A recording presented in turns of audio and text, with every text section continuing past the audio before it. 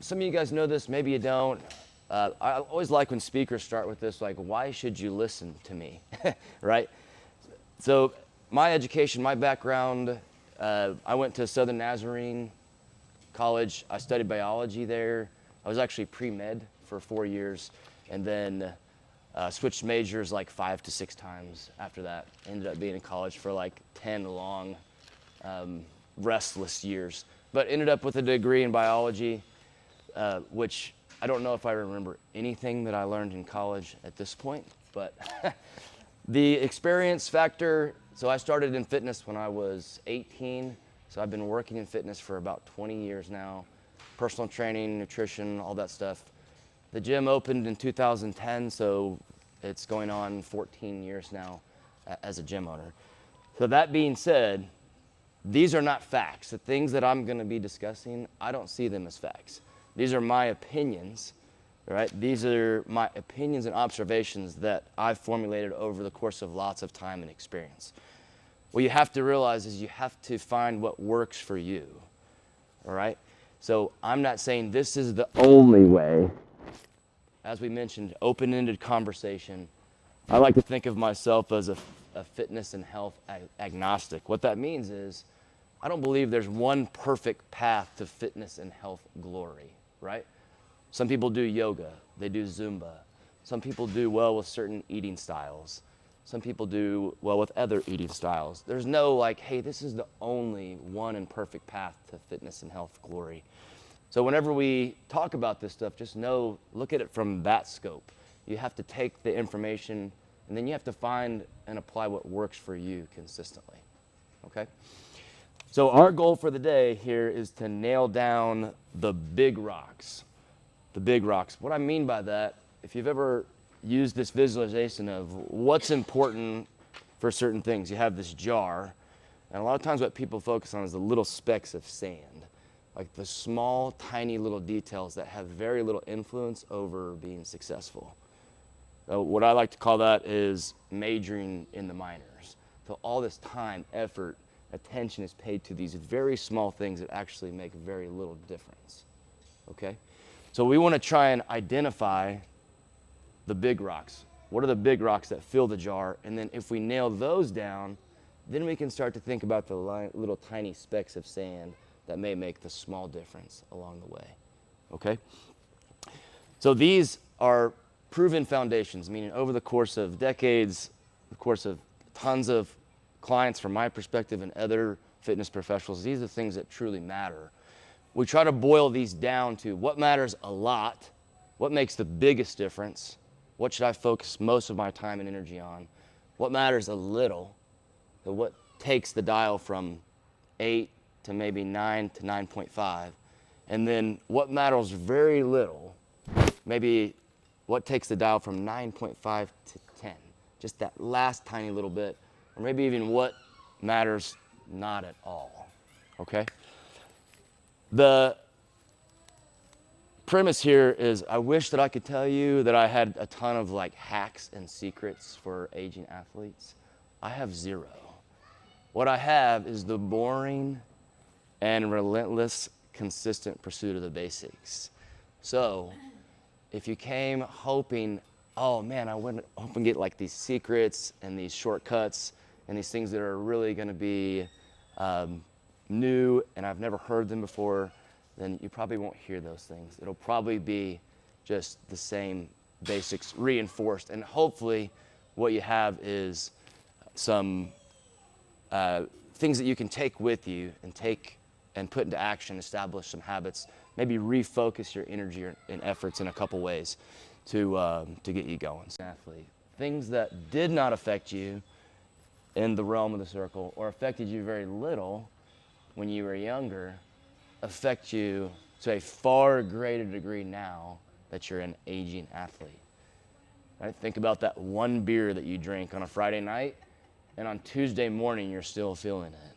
Or think about you used to be able to sleep for 5 hours, come in and crush a workout. Now it's like every joint, tendon, and muscle hurts if you don't sleep enough. Think about a lot of the small things like that. You could eat McDonald's on the way to the gym And now, if you eat McDonald's 1 week later, your workouts are suffering. So it's those type of ideas that understanding this is important for everyone, but it's absolutely vital for the aging athlete, especially if you're wanting to make progress, not just maintain, okay? So this is the performance circle. It's understanding that all of these things have influence on the other thing, and in a very equal and balanced fashion.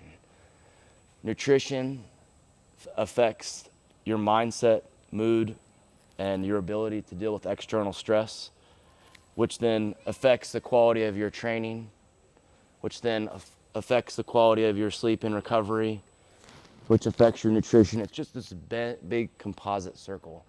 So a scenario would play out like this, where I'm Netflix binging and I decide, I don't need that extra sleep tonight, and I end up getting about 4 hours of sleep. I wake up because I have less willpower now because my sleep was poor. I sleep in a little bit. Now I don't have time to make a well-balanced breakfast or to eat something high quality, so I grab some shitty food on the way out.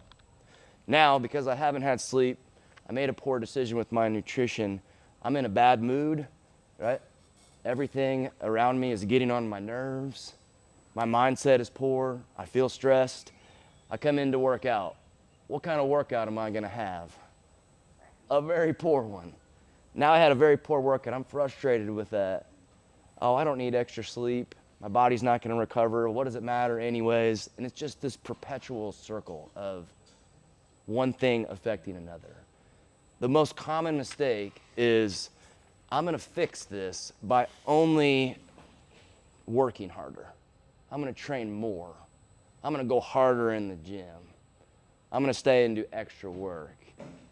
When in reality, as an aging athlete, what needs to be addressed is likely the 23 hours outside of the gym. Are you taking care of your body outside of the gym? Are you eating in a way that actually supports your goals? Are you taking care of your mind outside of the gym? And it's those things and putting energy and effort into those things that will then manifest itself in crushing this part. It's not always more work or more volume or more training. Especially for the aging athlete, it's more so the supporting pieces, okay?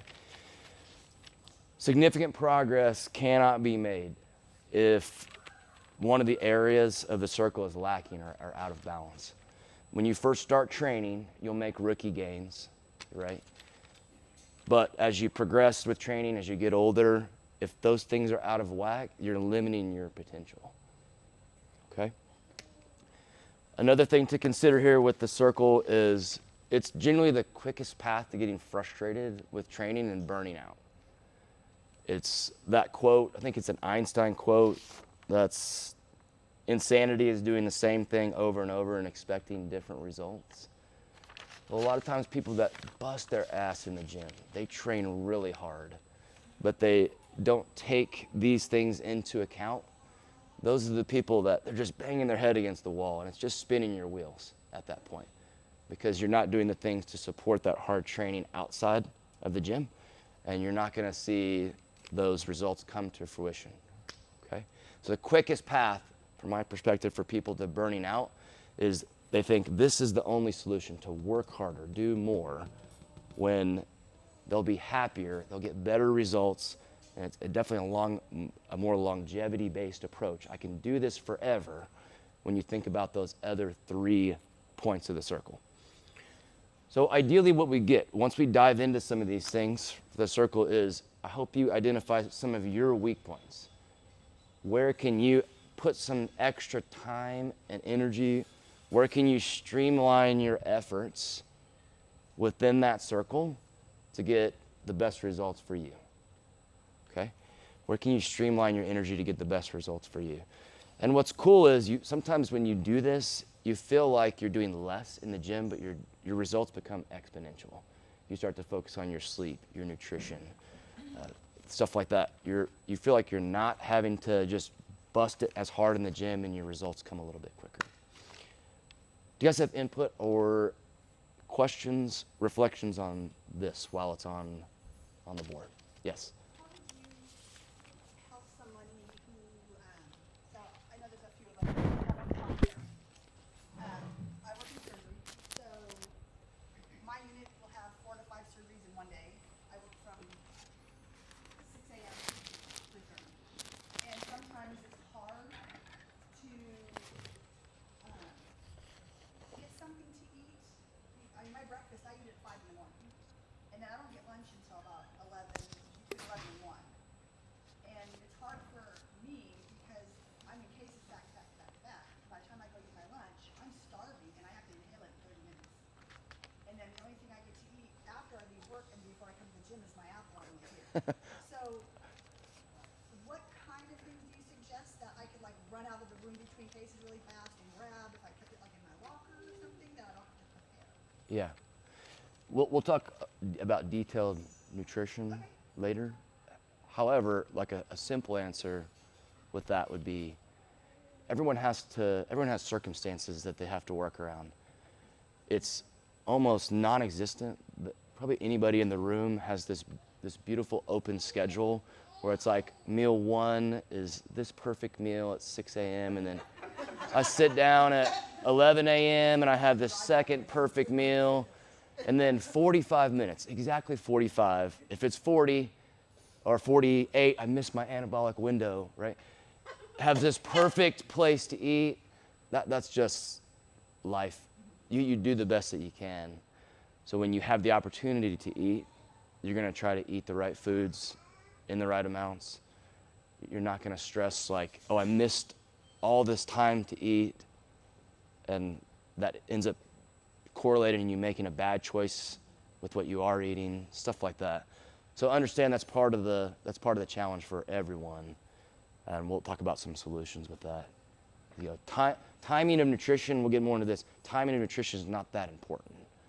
Meaning, some people are really successful eating just 2 meals a day. Some people are highly successful eating 8 small meals a day. There's really not, you have to eat this particular way. Yeah, the quality of your food, the overall quantity of your food over the course of the day is far more important than when you're eating. Okay? Yeah. Okay, cool. Any other questions that are on your mind, like while it's fresh, the circle's up on the board? Okay, cool. So the way that I like to think about this is identifying weak areas, right? Where can I make my biggest impact? What do I need to put my energy into? So I visualize like buckets. So if I draw a bucket here, I'm gonna have 4 buckets. Forgive my art, it's terrible. So bucket 1 is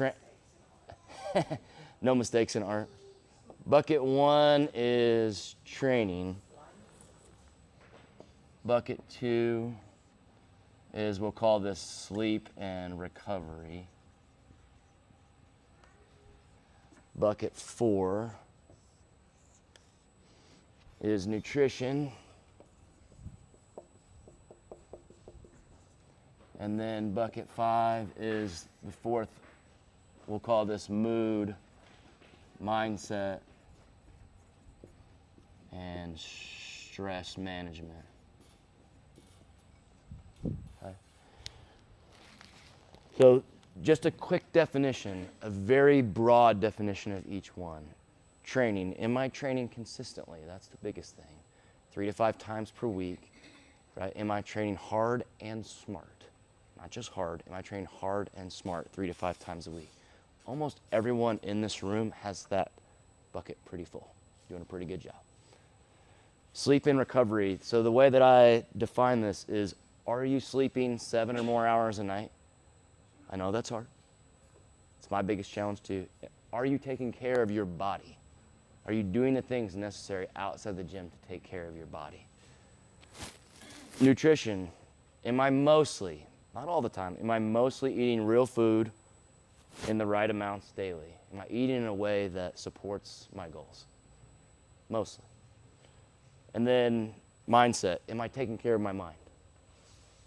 Am I taking care of my mind? So those are my 4 buckets in the circle. we already talked about it in general. The way CrossFitters, hard trainers like to solve these things is just by training more, when sometimes that's not the answer.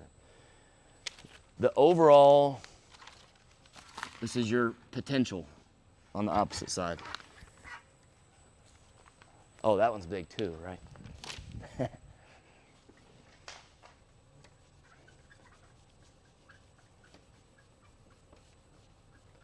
So I have this giant bucket. This giant bucket is the ability to make progress, your potential as an athlete, a human performing, is I'm pouring the other 4 buckets in there. I'm pouring my training in there. I'm pouring my nutrition in there. I'm pouring everything I have. And if the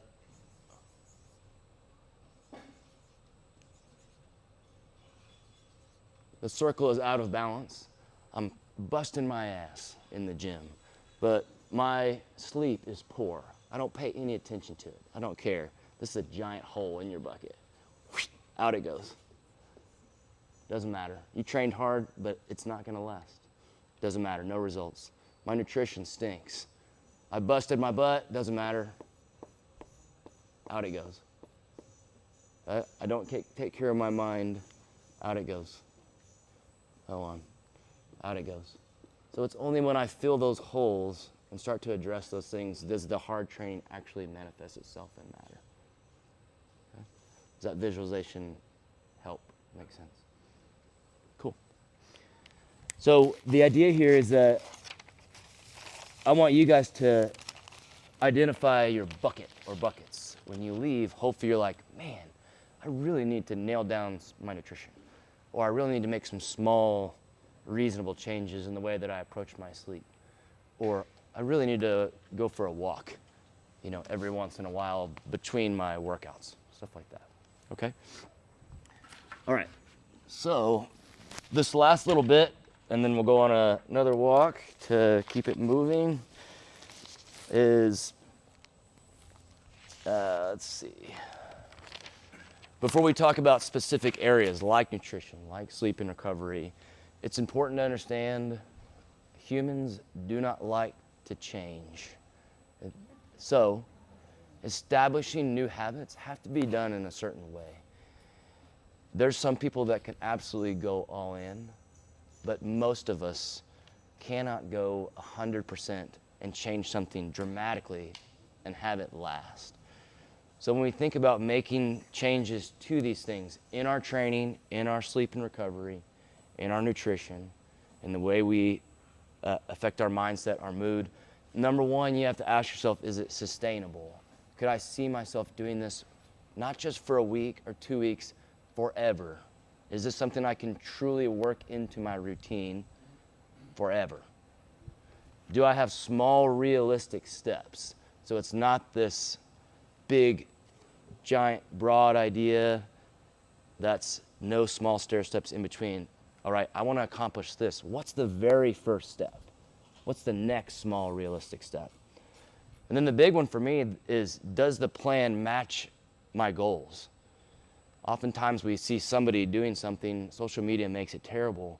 We see somebody doing something, and then we're like, oh, I need to do that.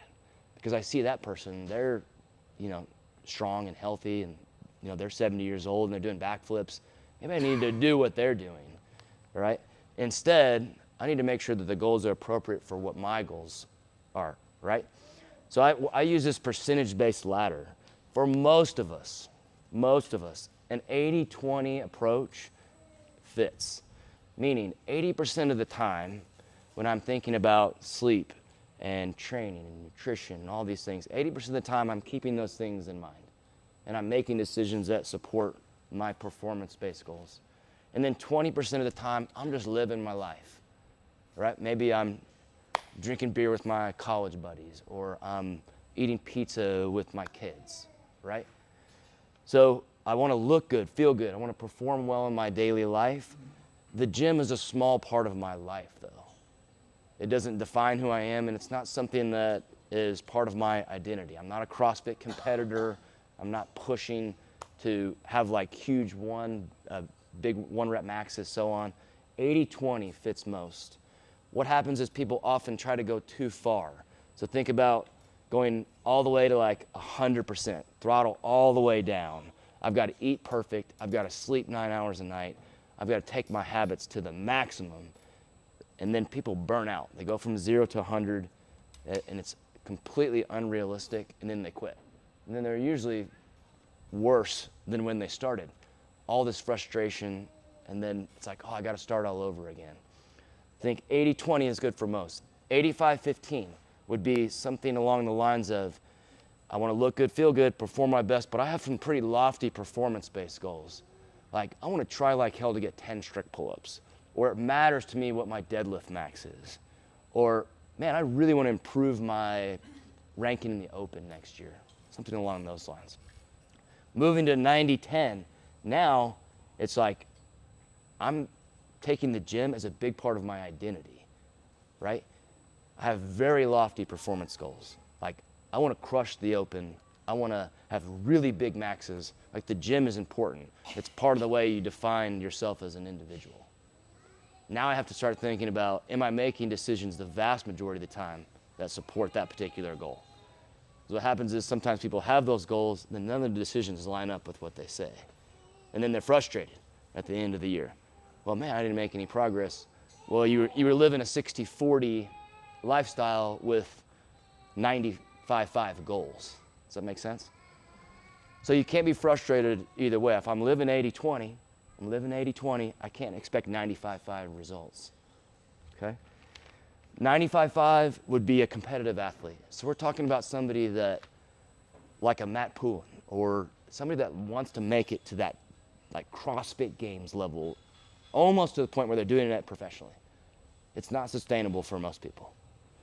100%, you're getting paid to do it, right? You're a professional bodybuilder, you're Rich Froning or whatever. Like, that's your job.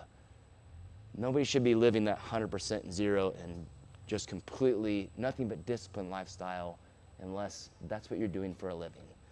Because life's no fun when you're living it that way. Okay? Does that make sense to you guys? Just have questions on, I have to match my sacrifice and discipline with what my goals actually are.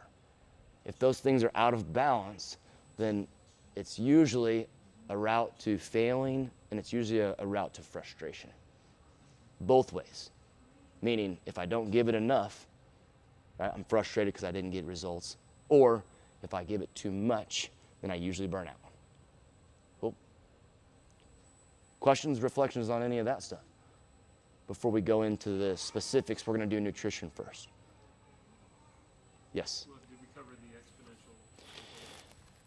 So that is just to note that when you streamline your energy to address the weakest points, so instead of focusing on one thing, if I put some energy into sleep, nutrition, then that would equal exponential results. Yeah. The very foundation of CrossFit itself, the person that invented CrossFit, the foundation is nutrition. Does anybody know, have anybody ever seen Fitness in 100 Words? It's another Greg Glassman. It's a quote where he describes fitness in 100 words. What's the first 2 sentences? Is Carl still in here? He's gone? What? So it's basically describing nutrition. He doesn't talk about anything movement related or workout related until the bottom portion. His view is, eat meat, nuts and seeds, fruits and vegetables, some starch, little to no sugar, in amounts that support exercise but not body fat, something along those lines. The point is that the foundation is nutrition, and I have recovery down here as well. Exponentially true for the aging athlete. When you were younger, you were able to out-train to some degree a poor diet. You cannot do it anymore. If you truly want to reach your potential, all right, you have to start thinking about these things. Why is this the foundation? Think, well, I'm working out, I'm not worrying about this stuff. Why is this the foundation? If I were to eat healthy, I were to take care of my body, meaning I'm going to sleep well, I'm going to be somewhat active, maybe I take some walks, maybe I play with my kids and do some yard work. if I were to do those things, take care of my mind, I wouldn't have to ever step foot into a gym and do any actual training to be healthy. Does that make sense? So this is the foundation of this, nutrition and recovery. I could still be a very healthy person without consistent targeted training like you guys are doing. All right, so the 23 hours a day, huge, outside of the gym. Nutrition is so overwhelming. There's so much information out there, right? If you get into social media, it's terrible. Eat all the plants. Eat nothing but plants. Wait. Plants are poison. They're poison. They're ruining your digestive system. They're killing you. Well, what should I do? I don't know, right? Eat nothing but meat. Follow the carnivore diet, right? Nothing but meat. That's what our ancestors did. But meat will give you cancer. Wait, it's gonna give you cancer. Don't eat it. What should I do? I don't know, right? Eat lots of small meals, like the timing thing. Yeah, you gotta eat all these small meals a day, 6 to 8. You guys remember, it was probably like 2000, 2010, that time frame. That was the only way you could get in shape. Kept your metabolism revved up, right? 6 small meals a day was the key. And now, what is it all about? Fasting. Oh yeah, eat once every 7 days, right? Okay, what's right? What's appropriate, right? What am I supposed to do? Carbs are the devil. Carbs are the root of all evil. They're ruining society. It's why we're fat. It's why we're overweight. It's why we have no energy. Wait. You're exercising, you gotta have carbs for fuel. That's what your muscles use. It's a glycogen store. What am I supposed to do, right? It's just so overwhelming. So you just end up saying, screw it, I quit. I don't care. I'm just going to McDonald's. I don't care anymore, right? No diets. That's the way you have to think about nutrition. I'm not on a diet, ever. It's just the way I eat. I have to start to think about principles that work for me, that I can maintain, right? Nutrition can be incredibly simple, not easy. It's always hard. It's the hardest thing because you have to make the decision multiple times a day, every day, for the rest of your life. Right? But it can be simple if you allow it to be. So, common questions are, well, what about this particular diet? What about like intermittent fasting? What about keto? What about the carnivore? I'm not saying those things are wrong. If you've used them and you see great results, great. That's absolutely fantastic. But that's not a blanket statement that applies to every single person. And the problem with those approaches are often they're so restrictive and they're so unrealistic for people's lifestyle that they can't be sustained. So they go all in for a little while, then frustration sets in, and you start to distrust yourself with what you're doing, and then this whole cycle starts again, right? So with keto, intermittent fasting, with the carnivore, I'm not hating on any of those. I think they're great if they're working for you.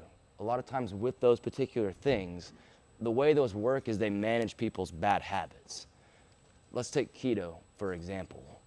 Keto is a high-fat, sometimes high-protein diet where it's almost little to no carbohydrates. That generally works extremely well for people that have had the habit of eating lots of processed food and processed carbohydrates. So when they cut out all those processed carbohydrates, that's why they lose weight, and that's why they feel a hell of a lot better. It's not that they cut out carbs, it's that they cut out eating just garbage food, right? It managed that bad habit by saying, you can't eat carbs, so now I can't eat those foods, right? That's what keto generally does for most people. Intermittent fasting is a lot the same way. When we see people that are successful with that, it's generally people that snack and graze and have eating habits that they eat mindlessly, right? So they sit down in front of the couch, it's 10 o'clock at night, they're watching TV and they're just, smashing a bag of chips. If we say, all right, you only have 6 hours a day to eat, that's it. You have this finite window to eat. Now, I can't eat past this particular time. We manage that particular bad habit that was causing you to overeat. It's not necessarily the fasting that's doing the magic. It's that we controlled your bad habit by not allowing you to snack at all times. Does that make sense? Yeah. And carnivore is a lot the same way. You can only eat meat. Well, now I've eliminated all of this, potentially bad stuff. Not bad, but I potentially eliminated a lot of processed foods and a lot of crap that's probably making you feel like garbage. It's not that you're eating just meat necessarily. It's probably that you eliminated all that processed trash from your diet. That's making you feel better. Okay? Sorry, I got on the soapbox there for a minute. My bad. All right, so let's talk about the pyramid here. Remember, this is observation and opinion for me. This is what I think is important. This is what I've found works best for people from my perspective. This doesn't mean that this is absolutely true fact for you, but we want to build this nutrition pyramid. We love pyramids. So number one on the bottom is adherence. Or, in other words, consistency. Can you actually stick to your plan? Is it something that's realistic? This is going to be a terrible pyramid. There you go. Can you stick to your plan? Is it realistic for my lifestyle? Does it fit my time, my schedule, my goals, all those things? That's more important than anything else. Number two is quality of food. Quality of food. So what we're working to accomplish is we're looking to eat real food, real nutrient-dense food. So the beautiful thing about quality is it naturally controls quantity. I was gonna set you guys up in front of the TV because I had some pictures. There's these beautiful pictures of nutrient density where they put a food next to another food. So 7 Doritos, 100 calories. How many strawberries do you think it takes to accumulate 100 calories? 26 big strawberries, right? Who sits down and eats 26 strawberries? Your stomach would be so full, right? The beautiful thing about eating high quality, nutrient dense food is it naturally controls quantity. Who sits down and eats 7 Doritos? Nobody. Heck no. If I'm opening a bag of Doritos, that bag of Doritos is likely getting smashed, the whole bag. Okay? That's why I don't keep Doritos in the house. But that's the idea of quality controls quantity. That's why quality goes right there. So in its simplest terms, what is quality food? That's an extremely broad term. So think protein-rich sources, meat, dairy, etc. There's a big difference between nutrient-dense meats and non-nutrient-dense meats. So think about the difference between like a chicken breast, 150 calories or so for like 25 grams of protein versus like a cold cut, like a piece of salami. Now we're talking about very low protein, really high fat. It's a piece of meat, yes, but it's way, way higher in calories. It's calorie dense, not nutrient dense. It's calorie dense, not nutrient dense. So protein-rich sources, fruits and vegetables, nutrient-dense carbohydrates. You can include things like rice and pasta and stuff like that. Those things aren't evil. And then healthy fats. The thing that we're trying to stay away from is highly processed junk food. That's what we wouldn't include in the quality portion here. Okay? So next is quantity, the quantity of food you're eating. If you're nailing down the quality and you're focusing on it, what's beautiful is that this is naturally controlled.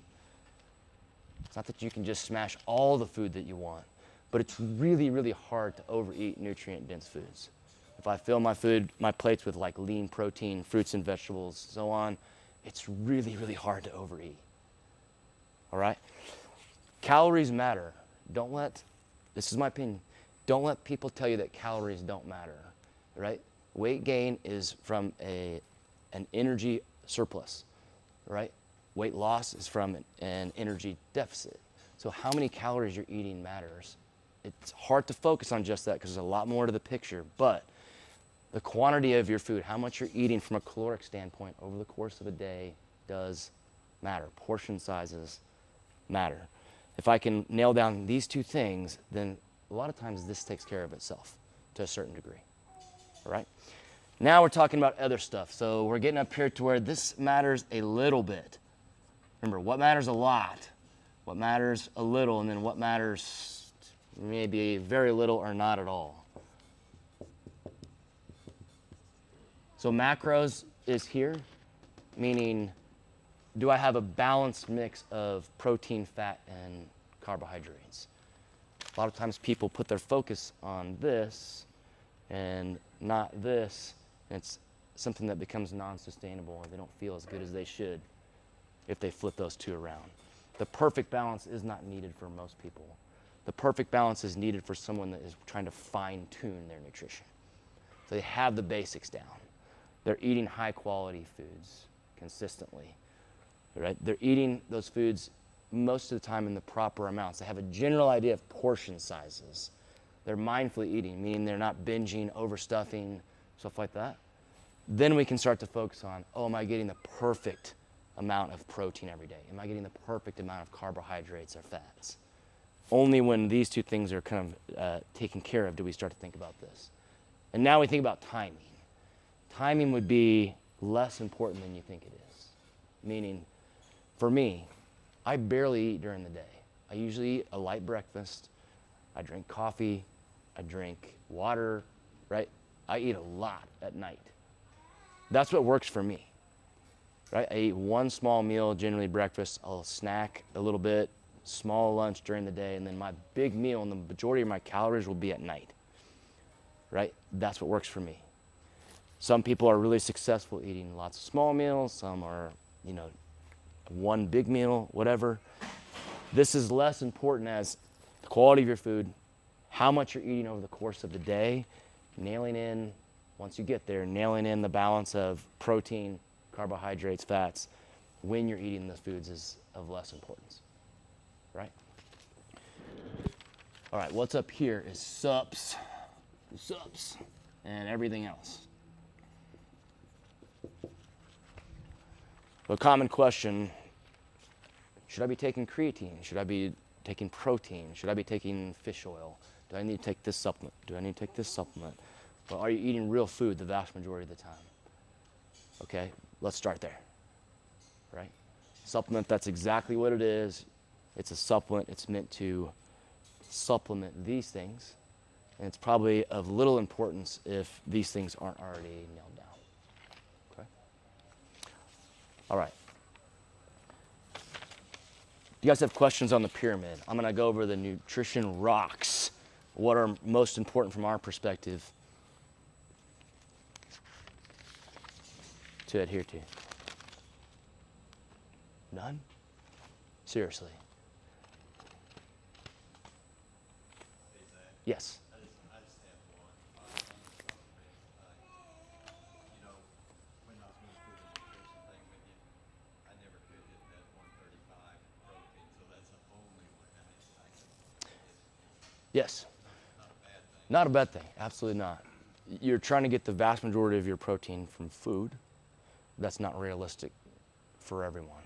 It's like a lot of people don't have time to sit down and eat like meat 3 times a day. So that's where supplementing would come into play. Yeah. So if you're doing your best, you're planning, you're trying to get protein from your food, you just can't quite get there. That's when a supplement would come into play to help accomplish that particular goal. Yeah.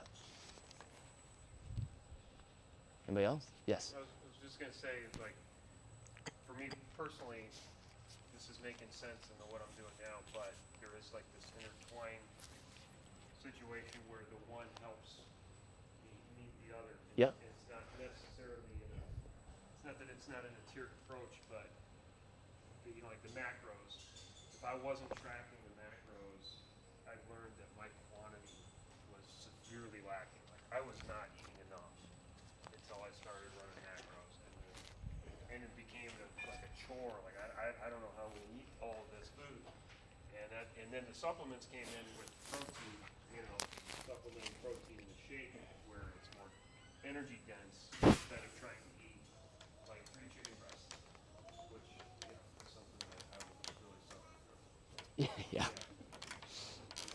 Yeah, chicken breasts can be brutal. I don't like pre-prepared chicken breasts. I eat a lot of chicken thighs, which are not that much higher in fat, but they don't taste like cardboard. Oh. Japanese barbecue sauce. Yeah. I like that Jason, because I always suggest that at some point everyone counts their macros, because it can create education and awareness of portion size. And really, if you've never tracked your food in detail, there's probably a lot of things you don't realize that you're doing. Overeating, or you're getting X amount of this, like too many calories from this, or you're only eating this much protein when you thought you were eating that much. So the macros can be fantastic to create education and awareness. However, if you've ever tracked your macros, it's a lot of work and it's hard to sustain. It's not, for me, for most people, unless you're a number person and you like dig Excel sheets, and you're that person that likes that stuff, it's not sustainable for most people over the long term. It's a good short-term solution that teaches you a lot, and then you ideally put that into play without having to actually track every single day, every single meal, and so on. Another thing with macros, it can actually create an approach toward food that's not healthy in your mind, because you have this 150 grams of protein, and then you ate 157, and you're like punishing yourself for certain things, and it becomes a little bit of an unhealthy cycle. Some people can do it forever and it doesn't affect them, but that needs to be mentioned for macros, is that it can create a relationship in your mind with food that's not necessarily the healthiest. Right? I will say real quick that the apps make that a lot easier. Yes, there's a lot of good ones out there. We use the macro stacks, and I like macro stacks because it is really good about recipes and giving you suggestions for things. But MyFitnessPal is good. There's a lot of other ones out there too. Are there different definitions on the supplemental proteins? Because there's like 2 different proteins that are in there. Actually, I used to work at GNC. Oh, okay. Back to my supplement days. I know a lot about supplements because I used to peddle supplements. Meaning, when you go to GNC, that's what I love about Triad, because they don't do this. I was gonna say, because my background's Triad, so Yeah. So GNC, or whenever I used to work there, you are on commission, and you get kickbacks for selling certain supplements. So you'll say whatever you need to get that particular protein off the shelf, right? But Triad, they don't do that. There's the 2 proteins out there. There's whey protein concentrate, that's the big one, and there's whey protein isolate is the smaller one. what's the difference in isolate? From a chemical perspective, they break the isolate down into smaller compounds, the protein molecules. So they're supposed to be faster digesting proteins. Sometimes for people that have digestive issues with whey, the isolate is a better option. It's also marketed as a better pre and post-workout protein source because it digests more quickly versus the whey protein concentrate, right? None of that really matters very much. Okay? The flavors are fruitier than the whey protein concentrate has, like the chocolate, vanilla, and then the other ones are fruitier. Yeah. But the whey does really good in like peanut butter balls and, Yeah. and cooking. Yeah, I think the isolate, for most people's feedback, mixes a little easier because the molecules are a little smaller. The whey is chunky. It's a little bit more like lighter, yes, and then the concentrate is a little thicker, frothier, so on. Curdly, that sounds gross. Yeah.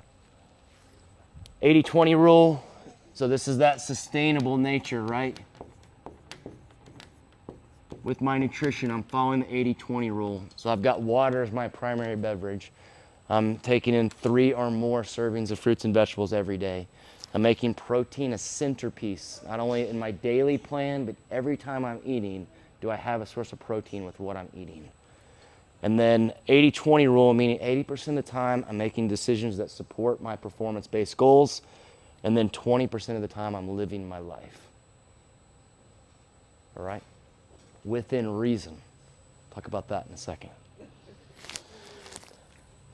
All right, so if you guys have questions, that's it. That's it. Those are the big rocks for nutrition. you guys have any input, questions on those things? You want to talk about any of the weird nutrition stuff? If you guys want to get into the weeds on anything there.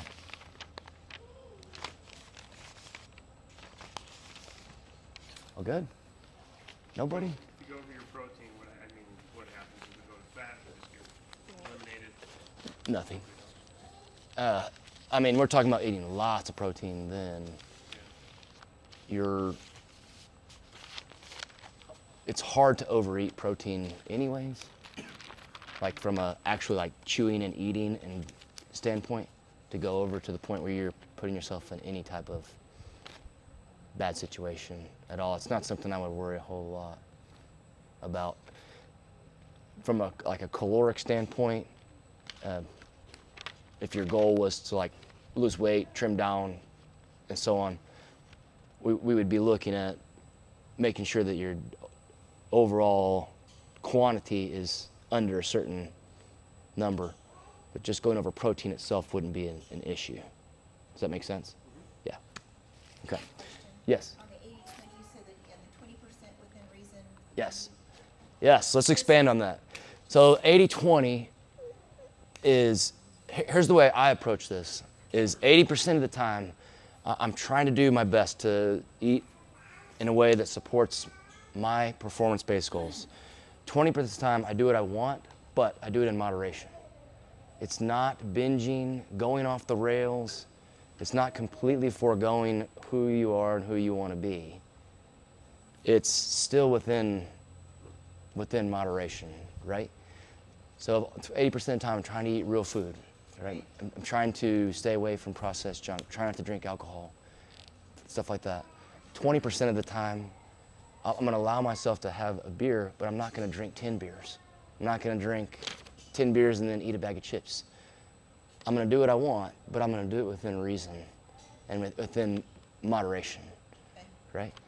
Because it's really hard, especially for the aging athlete, if you go off the rails for that 20% and just completely go wild, man, it's hard to come back from that.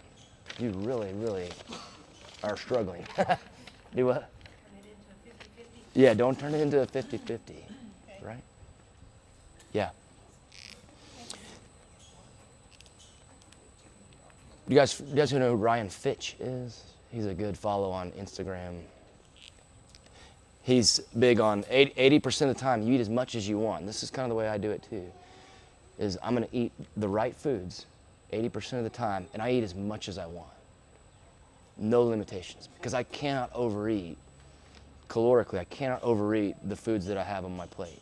I have strawberries and like lean meat and all stuff. Like, I'm gonna get too full before I overeat calorically, right? If I have a big bunch of Doritos or really processed, easily palatable foods that I can just tear up, then I'm gonna overeat. But if I use the right foods, 80% of the time I eat as much as I want. And then 20% of the time I eat what I want, but I eat it in very small portions. So I go to McDonald's with my kids, I'm gonna get a cheeseburger and French fries, but it's probably gonna be a Happy Meal, right? I'm not gonna get a triple quarter pounder with large fries and a jumbo soda. I'm gonna eat a Happy Meal at McDonald's. Does that make sense? Yeah. It makes sense. And it's good for me to hear it just because that 20% is where I struggle. Yeah. Huge, because I'm like, Yeah. Right. and so it's just good for me to hear that. Thanks. Right. It can really help with the longevity of it if you're going to allow yourself to do your thing, but within reason. It's way easier to, you know, I'm on the straight and narrow all week, and then I veer off the path just a little bit. Oh, it's easy to get back on. If that 20% go way over here, and it's like, now I'm navigating, it takes me 2 weeks. Oh, God dang, I'm starting all over again. And now, yeah, so that has to be taken with that into account. Mine's usually 80% during the week, even Sunday through Friday, and then it's like Saturday, it's like nuts over. You know, I still get my protein and fruits and vegetables, but then I get the extra, and there's a lot of extra. Yeah. But I just have to take a look. That would be on a case-by-case basis. Like, what's helped me is, maybe you guys have been around, I like beer. I like to drink beer. I like the taste of beer. I like the way beer makes me feel, right? But I know it's not good for me, and I have to drink it in moderation. So I buy non-alcoholic beer. I keep that in my refrigerator all the time. If you know, because I like winding down at night by drinking a beer, and that's just not in support of everything that I want to be. I don't want to drink on the weekends, at night. I know I feel like crap. So that's a helpful, something that's helped me. Finding little things that still recreate some of the wind down, let myself go process without it just completely derailing you. If you can find those things, it can be truly helpful. Yeah. Yeah, and on that 80-20 thing, I find myself, I listen to a lot of nutrition people, and they talk about there's abstainers and there's moderators. There's some people that can't moderate certain things. They have to completely abstain from, like me, like I love chocolate chip cookies. If I have one, I'm gonna have 10 of them. So if I'm really trying to be strict in my diet and stay in the realms, I can't have cookie or I will be on a binge. And people with an alcoholic, you know, if they have a beer, they're gonna I'm be not, drinking I don't want you to think I'm an alcoholic. Sorry.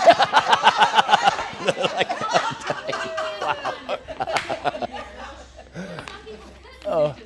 Thanks for busting me out, Karen. No, I'm not saying that you. Yeah. I'm just saying, like, if someone was an alcoholic, they couldn't just do that with beer. So you Yes. gotta, so you gotta find your trigger points and what you could moderate and what you really need to abstain.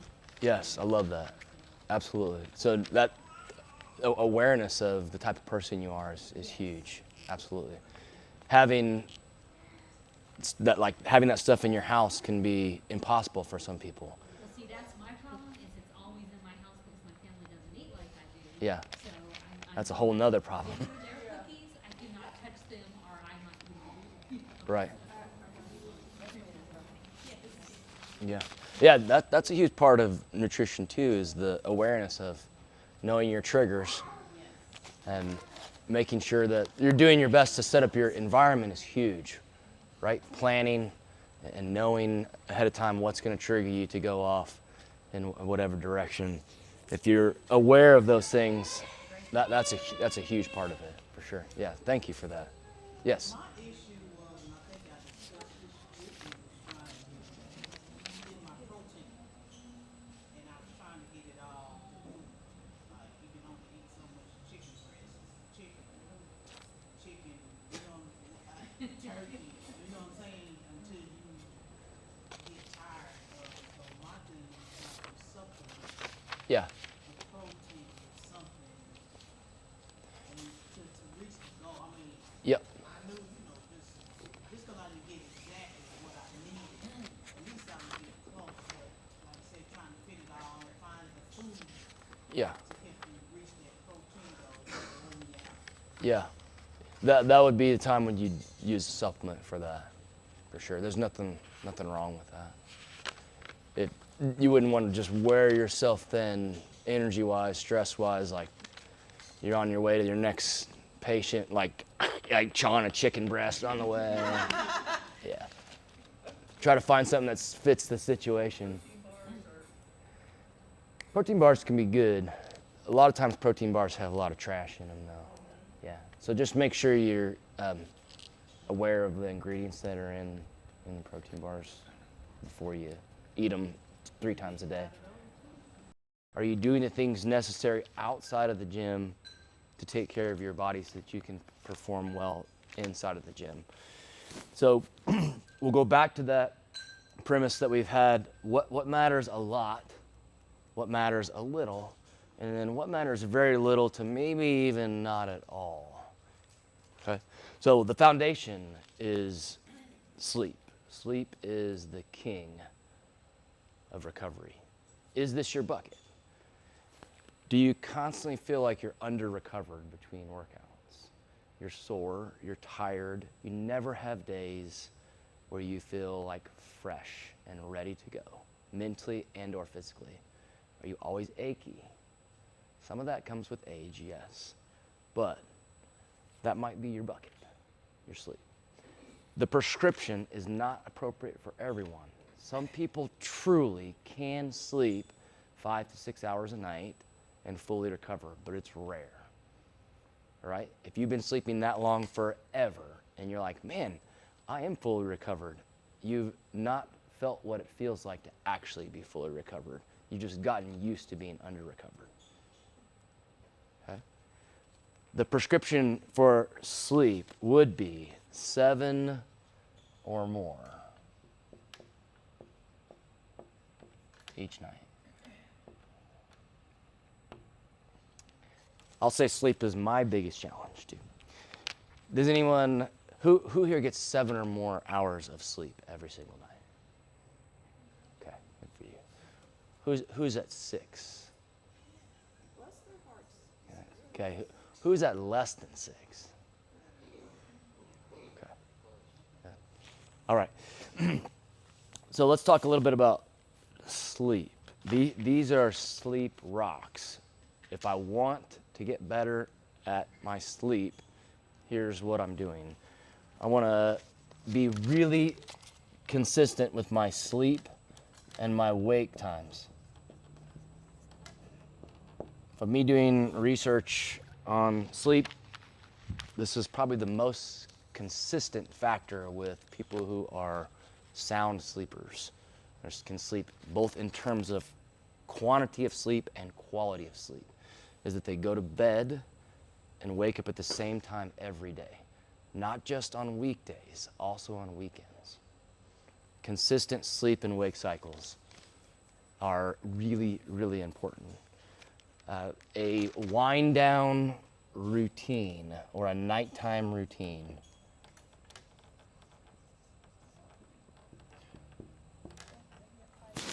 So this would be something where at a certain time of night, I'm gonna start to repeat the exact same process. Meaning it doesn't have to be the same for everyone, but I do this, maybe I like brush my teeth and then I get my clothes ready for the next day. There's a few steps to this. It's the exact same process that starts at the exact same time every single night. So that your mind, your body starts to tell your mind it's time to rest. It starts to release melatonin and it's time to go to sleep. If there's no predictive cycle with that, then your sleep becomes very inconsistent. Okay? A wind down routine, it starts at the same time and it's the same process every single time. It doesn't have to be the same for everyone, but it's this step by step. I'm getting myself, my mind and my body prepared to rest. Try to use activities that de-stress in the wind down routine. So the last thing I want to do is like open up a work email or answer a message, or I'm trying to detach myself from anything that's going to cause my mind to race. So for me, what I like to do is listen to books, not self-help books. All right? I don't want my mind to race on how I can be better tomorrow. I want to get lost in like another world. So I use fiction at that time. So I'm going to listen to like Harry Potter, or I'm going to listen to something that helps me go to sleep, not something that gets my mind worked up, ideas or stress. That could be anything. It's whatever you find helps you deal with stress. I like games too. So I like to play, does anybody play Wordle? Wordle? I like Wordle, crossword puzzles, stuff like that. That can help my mind detach from all the things, and I get sleepy. Okay. No screens, 1 hour. So this would be phones, TV, iPads. It's impossible for your brain to let itself know it's time to go to sleep with that blue light in your face. So wheels are turning. If you just cannot get yourself to do that, then there's stuff that you can do on your phone, block the blue light blockers, or get glasses. They have blue light blocking glasses that can be really helpful too. Don't put your phone next to your bed. Who uses their phone for their alarm clock? So my suggestion would be, what I do is I have a tablet, a cheap tablet. It has my games on there, like my crossword puzzles and stuff like that. I have my Audible app on there to listen to my books, and then I use that for my alarm. I don't put my phone next to my bed, because if I get notification, I'm the type of person that answers messages immediately. Right? That's just who I am. I've tried, but if it's right there, I'm going to answer that message. Or I'm going to open that email, and then my mind is gone. I'm like, no sleep. If I put that tablet next to my bed, I have my alarm, I have my sleep stuff, I'm good. If I put that phone next to my bed, I'm in trouble. Because we all know the rabbit hole too. I watched one reel, and before you know it, oh man, right? I think I watched a full 30 minutes of this dude farting in public the other day, because it was hilarious. And I was like, this is awesome. And it was just like kept going, and then before I knew it, it was like 30 minutes straight of that. It's easy to get lost is the idea. All right, cold dark room.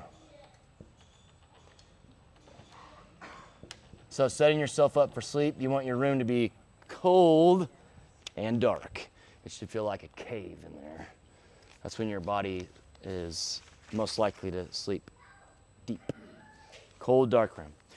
The bed is a sacred place. It's there for sleeping and adult activities. All right? So if your mind associates the bed with other things, work, or this or that, then it's hard to go to sleep there. The bed is sacred. It's there for sleep and adult activities, okay? We won't be discussing those. On film anyway. Get sunlight. So your body has this complicated but beautiful rhythm of wake-sleep cycle, and a lot of it depends on light from the sun. Try to get it early in the morning, try to get it as often as you can. It can really help with your sleep pattern. Yep. Sunshine can make you feel good. All right, those are my sleep rocks. Do you guys have anything to add? Tips that have helped you, struggles that you've had, anything that we can address as a group there?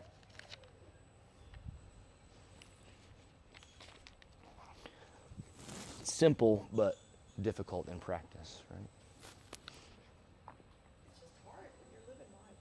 Mm-hmm. I'm actually a nighttime person, so Yep. I'm awake at 11, 12 at night. Yeah. What time do you have to get up? About 7:30. The- I to- go to bed around 1. yeah. My suggestion would be, don't try to go from going to sleep at 1 to going to sleep at 10. Try to go to sleep at 12:45.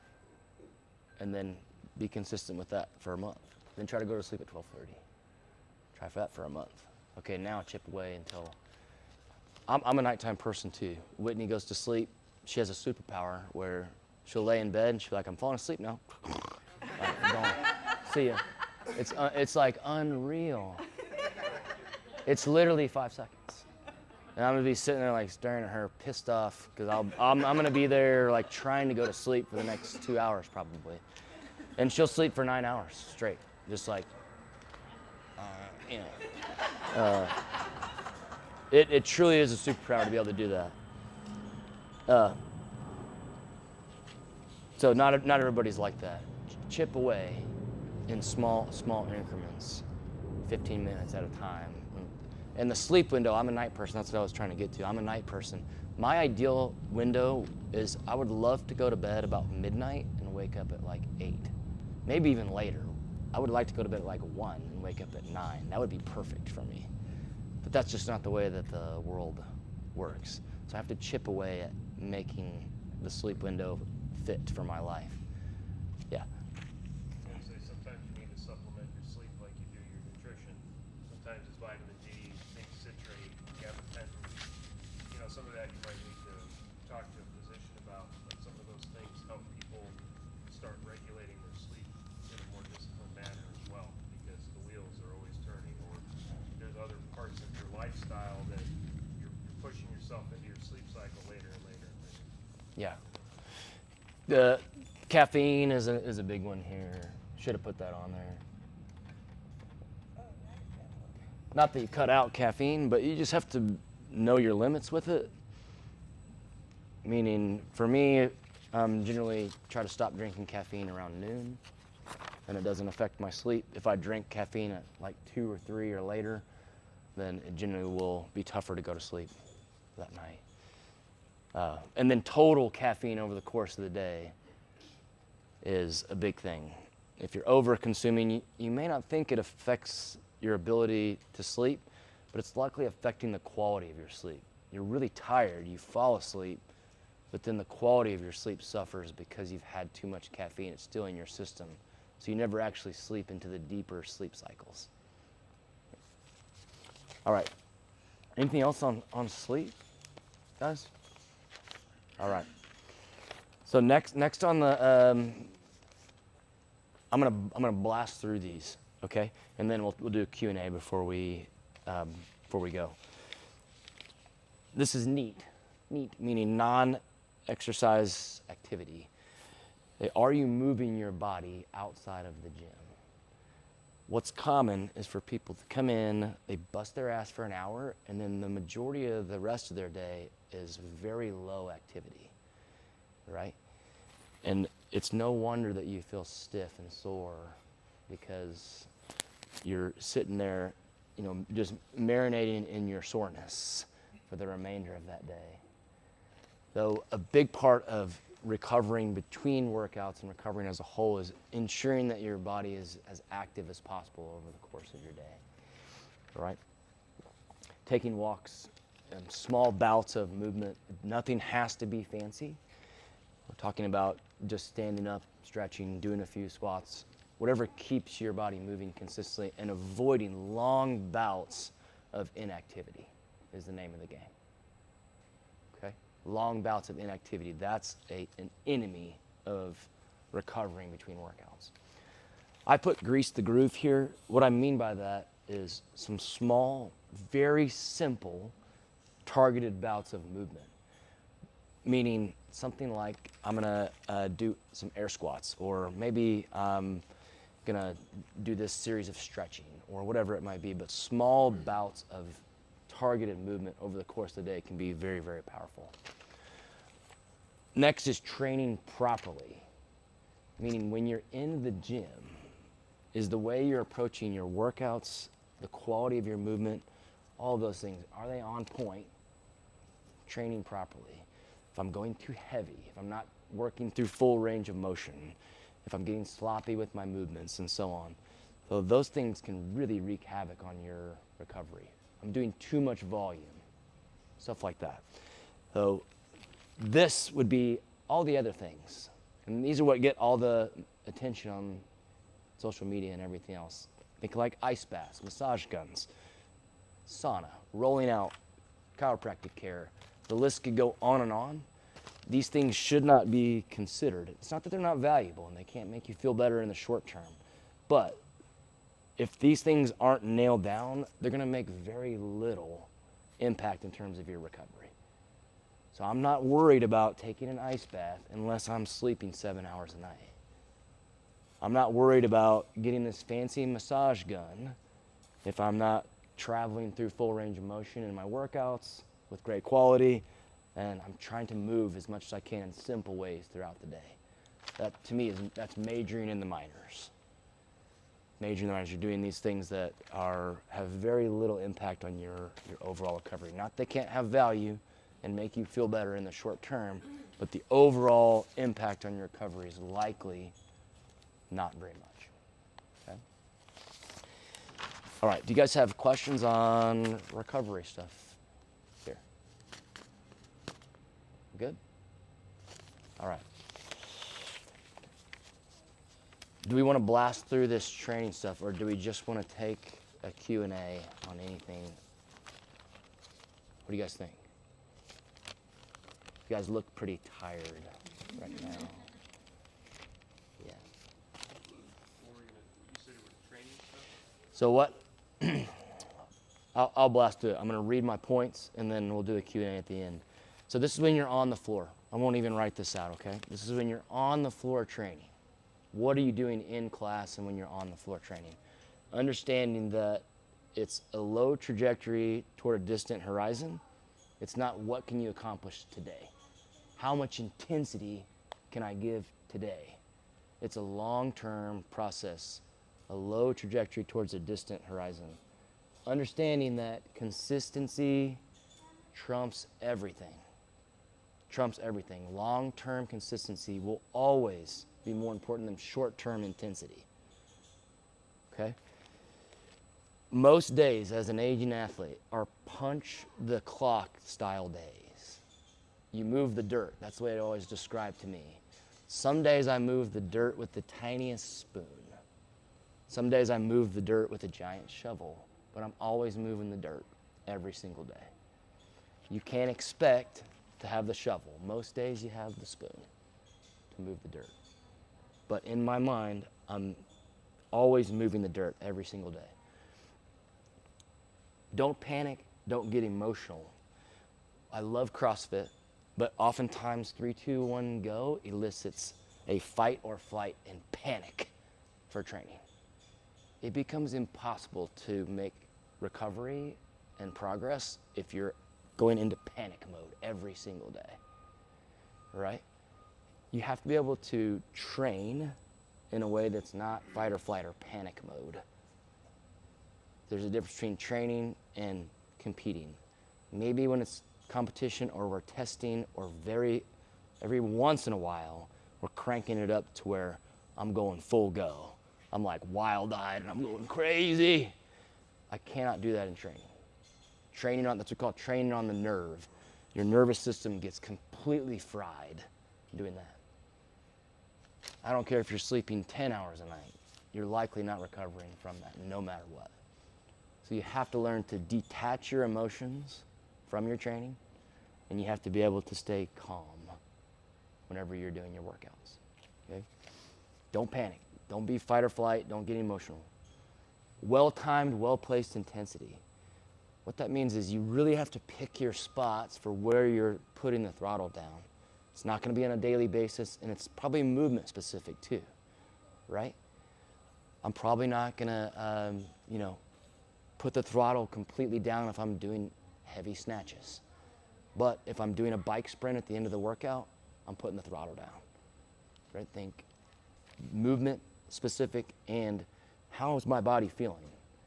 Did I come in sore, tired, crushed? Like I came here to move, but I got too caught up in the noise, the environment, like what somebody else is doing. So I said, nope, I'm going full go. And then I feel like crap day after day after day after day. Right? So well-timed, well-placed intensity. I have to listen to my body and I have to think, is this appropriate for this particular movement or is this appropriate for this particular day? Well-timed, well-placed intensity. Full range of motion and quality. Doing mobility for CrossFitters is so highly overrated, all right? Setting up bands, doing all this fancy stuff. We do a ton of different ranges of motion in our classes. We squat, we push, we pull, we lift, we carry, we do all so on. If you focus on working through full range of motion with control and quality, you're gonna nail most of your mobility anyways, all right? Practice makes permanent, meaning if I'm always squatting like this, when I go to try and squat like this, I can't do it because I've been practicing this. My body is a programmed machine. Now my body thinks, oh no, you don't have access to that depth of squat anymore, right? I'm protecting you against that. We've never gone there. I can't go there. It's not that your muscles are tight or your hamstrings are tight. It's that your brain is protecting you from going deeper in the squat because you've practiced that half squat thousands of times. You've done this pull-up to this point thousands of times. No way. I'm protecting myself. I can't go there. So the way that you produce mobility in class, the way that you prevent injury is you train with full range of motion with control. Okay? Think about using muscles, not momentum. That would be things like push-ups. So just a simple example would be if I'm doing push-ups like this,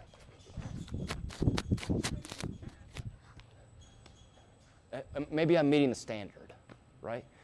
Which is, CrossFit is great, but there's some things about it that or counterproductive? Am I accomplishing the movement? Yes. Am I actually building my body to get stronger by doing that? No. All right? That doesn't mean I have to go slow or I have to do this 10-second negative, but I'm gonna train through full range of motion with control for the overwhelming majority of my movements. When I do that, I build tendon strength and I build range of motion where I'm protected at the deepest ranges, right? That's how I prevent injuries. So if I'm trained at the deepest range of motion in my squat all the time, when I go to pick up my heavy kid and I get down like this, I live down here. I'm always down here. I'm not gonna get hurt, right? I've loaded this. I'm here all day long. I'm super comfortable down here. If I've trained like this, boom, I'm here thousands and thousands and thousands of times and hours, and then I go to do this, all of a sudden, what happens? Oh, pulled muscle, right? But it's not that you didn't train, it's that you didn't access that range of motion. Your body doesn't trust that. So the way that you're gonna prevent yourself from having injuries, the easiest way to do it is to make sure that you're training with full range of motion, with good control. You own that range of motion in the vast majority of your movements, okay? It's different for everybody. I know there's limitations, things like that, but that's your focus. Heavy, high skill movements, think about staying fresh. So if we're doing snatches, box jumps, higher skill gymnastics, heavy lifting, think about always approaching those with the fresh mind and body. A workout scenario would be something like, I've got a heavy deadlift. Instead of rushing through the reps, I'm not concerned with the time or my score. I'm gonna make sure that I feel fresh and ready for each individual repetition. Right? I'm not competing, I'm training. So if I've got 315 on the bar, yes, I could absolutely do this. Like grit, grind, or I could slow down and I could maybe go less quickly. I'm using my muscles, I'm making sure I'm locked in, and that pays huge dividends over time. I get stronger, my joints and tendons stay healthy, I'm training through full range of motion, right? That pays huge dividends over time. Okay? So think, when I'm training heavy, high skill movements, I stay fresh. I rest a little longer between sets during my workouts if I need to, right? I don't rush. I break it into smaller chunks. I don't rush. Low skill movements, I push those. If I'm on the bike, if I'm doing burpees, if I'm rowing, if I have a low skill movement, then I'm gonna send it. That's where I can truly crank the throttle down with high reward and low risk. Okay? All right, a couple other things. 1 rep maxes as you get older are not good indicators of health and performance. Have you guys ever seen old powerlifters? They're beat to the bare minimum. Do you guys know who Louis Simmons is? Okay, Louis Simmons was a West Side barbell guy. He coached some of the greatest powerlifters in the world. He was a powerlifter himself. In his 60s, maybe even his late 50s, he would crawl to a hot tub in the morning just to be able to move for the rest of the day. Okay? He would crawl to a hot tub. So think, as you get older, keeping yourself strong is really, really important. Yes, we want muscle mass. We want to be strong, but at the expense of mobility, it's not worth it. At the expense of, oh, I get up, God, I hit this big giant deadlift yesterday, but I can't run, I can't jump on a consistent basis, I can't move in a fluent fashion. Right? The 1 rep maxes are not worth it. We want to be strong, yes, absolutely, but you want to be able to move your body. That becomes more important. All right? Progressive overload, so you want to train too cautious. And generally what happens is we get in this realm of when we see a movement on the board, we revert back to the same scale at the same intensity for too long. Okay, we're doing pull-ups, I'm doing ring rows, and I'm gonna do it at this exact same angle. I do these every single day for the past 3 years. We're like, man, I don't have strict pull-ups, why not? Because you've been doing the same ring row for the last 3 years. I have to go a little bit further down towards parallel. I have to start working in like pull-up negatives. I have to add a little bit of weight to my deadlift. I have to add a little bit of weight to my clean workouts. So that becomes a question of progressive overload, meaning I have to make sure that I'm continuously turning the knob a little bit. Not cranking the knob like this, but that with each specific movement, I know where I'm at and I'm cranking the knob just a smidge. Just a smidge. Maybe not today. Today I feel really bad, didn't sleep much. But overall, the low trajectory towards the horizon, each movement, I'm trying to progress a little bit at a time. Okay? The way you do that is you have to track. What did I do last time? I know I'm going to try something a tiny, tiny, tiny bit tougher this time. All right. I know I said a lot just now. Do you guys have any reflections on that training? That's training mindset for, really for anyone, but for the aging athlete. I have a question. Yes. So like whenever we're looking at trying to determine what percentage of weight that you do that day as an aging athlete, you mentioned something about the 1 rep max. Of course, I've read a lot where they say as you get older that maybe you should look more towards the 5 rep max for your percentages and such. Do you think that that's a good idea, or is there a right and wrong, or is that just a different path? Yeah. So the way that we've kind of combated that with everyone is when you're doing your power lifts, specifically squat, bench, deadlift, so on, not the Olympic lifts, the power lifts, make sure that you're using 90% of your 1 rep max as your base number, which should be equivalent to about your 5 rep max anyways. So you never use your one time, I only got this once, max as the base number for your percentages, right? Because you likely did that in a highly excited state, lots of adrenaline, maybe a competitive atmosphere, and then to think I'm going to base my percentage in training off of that highly excited state is not realistic, because I'm not up here in training every day, right? So I need to use that 90%. Another good way to think about it is an everyday max. So you're going to base your numbers off of a max you feel like on any particular day you could walk in and hit that weight, right? So, you know, my best squat is X. I hit that in a competition. I was like jacked up on pre-workout, and I had somebody like slap me in the back on the way up there. Yeah, it was 4 years ago. Yeah. 4 years makes a difference. Big difference, right? I'm basing my training percentages off that. I'm probably in trouble. That session's probably going to bury me. Now, I want to try and think about an everyday max, or 90% of that gives me some cushion room and likely gives me a more appropriate training session. Yeah.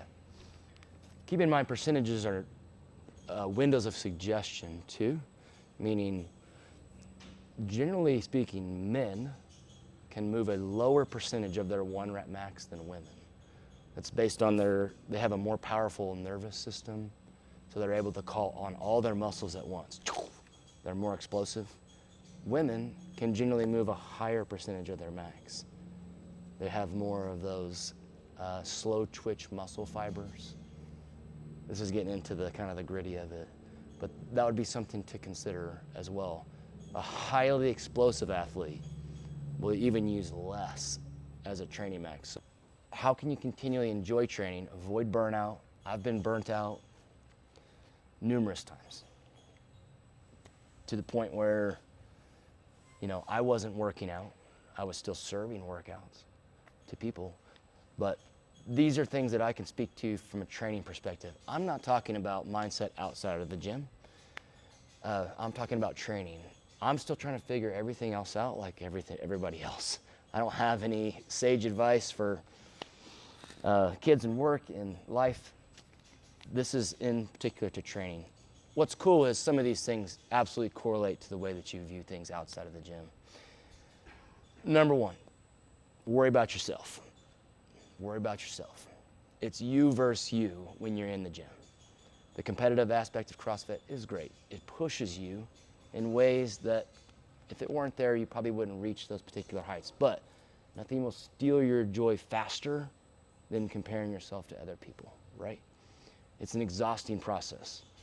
That's one of the things that led me to burn out on numerous occasions, to where I never wanted to do CrossFit again. if you have that mentality of I'm evaluating myself, I'm improving myself, I'm worrying about myself. That's what happy people do, right?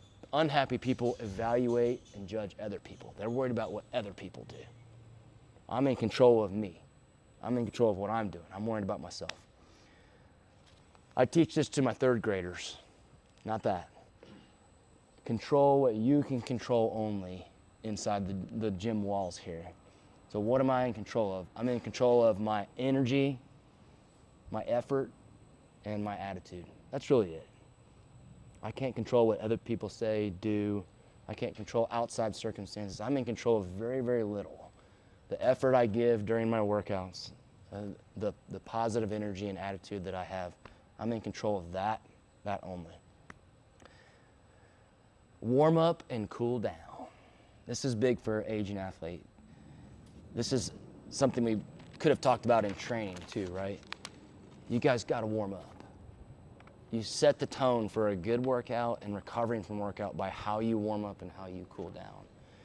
A common trend is coming in, you know, and it's like real lethargic, and we're working you through a warm up, and you're just like, oh God, like I hate this. I'm so sore. I'm so tired. And like, you know, it's just like all this negative talk, and like you're barely moving your body, and then all of a sudden you want to flip a switch and you expect a great workout from there. It ain't happening. If you didn't warm up, you didn't get the chili hot, you didn't move your body through full range of motion with good quality, then you cannot flip the switch. You may be able to do that when you're a younger athlete, but you cannot flip the switch as you start to become older. You have to warm up. You have to warm up. And your energy, your attitude, your effort, everything is setting the tone during that portion from what you can expect from your workout. Okay? So you're setting the tone. You're setting the tone with your warm-up right when you walk in the gym. Detach your emotions. We talked about this. What you do in here does not define you as a person. Detach yourself from using what you're doing in the gym to define you as a person. Detach your emotions from your performance, your self-worth from your performance. They're not the same. That's an easy way to get frustrated, burnt out, all those things. Is I'm going to do my absolute best. That's what I'm in control of, and then I'm done. I'm not going to attach any self-worth or emotional attachment to my workouts. And have fun. That's the last one on there. Right? And it's something you have to work at. You got to smile. You got to talk to people. You got to do your thing. Having fun is a really, really big thing for mindset and avoiding burnout. You guys have questions on that? Anything to add on those things? You do your thing, yes. Dance with Gabby. I'm not a dancer. You won't catch me dancing ever. I know it's different for everybody, but finding enjoyment in your training is so important. It cannot feel like drudgery forever. You're gonna burn out sooner or later. If you're dreading your workouts, you wanna have a good time, you wanna look forward to it. This space should be a place to de-stress, not to stress about your workouts. You should leave feeling better and less stressed than when you came in, not more stressed about how many pull-ups you did or what your deadlift performance was like. Let it go. Let it go. Come back tomorrow, work hard. Keep getting better. Okay? All right. General questions. Anything that you guys have? I have a full 20 minutes to dive into any nerdy details or talk about anything you guys would like to. No? But what are some signs to take the day off? Like between soreness, potential injury, Yeah. I'm a huge believer in motion is lotion, meaning that if you show up to work out, use your warm-up as the measuring stick for how you approach that day. Meaning it's normal to be sore, you know, as we do get older, a little bit beat up, so on. If you warm up and you start to feel better, okay, I'm feeling warm and my knees are feeling a little better. Elbows starting to loosen up, back's loosening up. I got my motor running. I'm feeling pretty good. Okay, now I can train that day as normal. Remember, punch the clock, move the dirt, all that stuff. But if after my warm-up, I still feel like hammered shit, then that's a day where I'm just here to move. I'm lightening the load. I'm going at low intensity. I may scale back way more than I normally would, and I'm not letting my ego stop me from that. I'm not letting what this person's doing stop me from that, right? Oh yeah, put that weight on the bar, man, do what I'm doing, like that type of thing. Nah, man, I'm like super beat up. There's balance to that where you have to, through time and experience, not being a baby with it either. But that's right. Yes. That's right. So I would say come to the gym and use that. If you're just feeling like dog tired, you find no enjoyment, like you're just dreading walking in the door, you think there's no way that you're gonna feel any productivity from that day's workout. And a big determining factor with that would be you feel that way multiple days in a row. Now it's time for a day off. If like 3 or 4 days in a row, I'm like, God, I don't want to go to the gym today. I have no motivation. My body feels like, trash. I see that person who I normally like. They're my friend, and they're getting on my nerves, right? So multiple days in a row, weeks in a row like that, you're probably training a little bit too much, or you're probably not addressing the other parts of the circle, right? You're not sleeping enough. You're not addressing your nutrition. You've got too much external stress, stuff like that. Yeah. What about the other end of that? If you're not feeling the burnout, like I could work out every single day for the week. Yeah. So what would you say as far as a rest day? Uh, Needed. I'm a big believer in moving almost every day. I think it depends on your goals.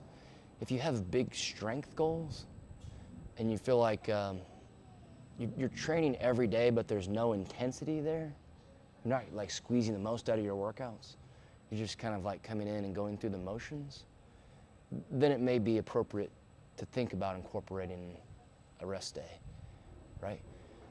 Maybe you work out every day for mental health purposes too. Like you just feel better. It helps you in every other aspect of life.